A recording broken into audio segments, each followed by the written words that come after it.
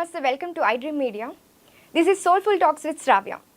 నువ్వుంటే చాలు కదే, ఇంకేది వద్దు కదే, అంతిష్టం నువ్వు కదే.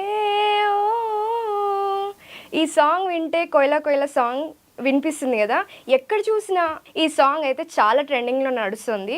ఈ సాంగే కాదు, అసలు అతను డైరెక్ట్ చేసిన ఏ సాంగ్ కూడా మిలియన్స్ కాదు క్రోడ్స్ ఆఫ్ వ్యూస్ అయితే వస్తున్నాయి. ఆయన మన స్టూడియోలో ఉన్నారు. అతను ఎవరో కాదు, వినాయక్ షణ్ముఖ్ గారు. హాయ్ అండి. సో ఈ సాంగే కాదు, ప్రతి సాంగ్ మీరు డైరెక్ట్ చేసిన ప్రతి సాంగ్ ట్రెండింగ్లో ఉంది.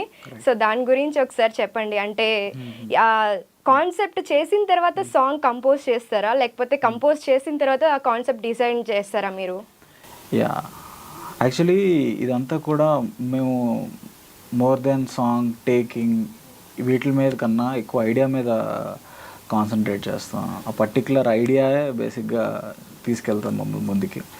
సో దీన్ని ఎలా డిజైన్ చేస్తామని చెప్పేసి నేను విజయబుల్గా నిన్ను మ్యాక్సిమం ఇద్దరం కూర్చొని డిస్కస్ చేస్తాము. ఓకే.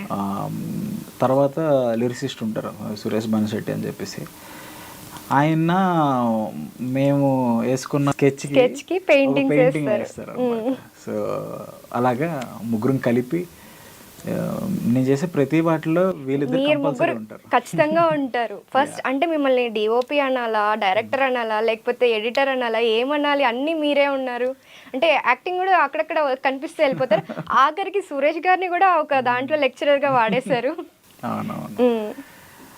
యాక్చువల్లీ నాకేంటంటే ఒక క్లారిటీ కోసం బేసిక్గా నేను అన్ని పనులు నేనే చేయాలని అనుకోను. ఎందుకంటే వర్క్ డివైడ్ అయ్యేటప్పటికి మనకి ఇంకా లైక్ కొత్త వాళ్ళతో వర్క్ చేసే ఆపర్చునిటీ కూడా వస్తుంది. బట్ నాకేంటంటే అందరూ అన్ని పనులు మనమే చేసుకుంటే ఏంటంటే ఒక క్లారిటీ ఉంటుంది అన్నమాట. దానికోసం నేనేంటంటే డైరెక్షన్, ఎడిటింగ్, డిఏ ఇంకా కొన్ని పేర్లు వేసుకున్నాను అండి.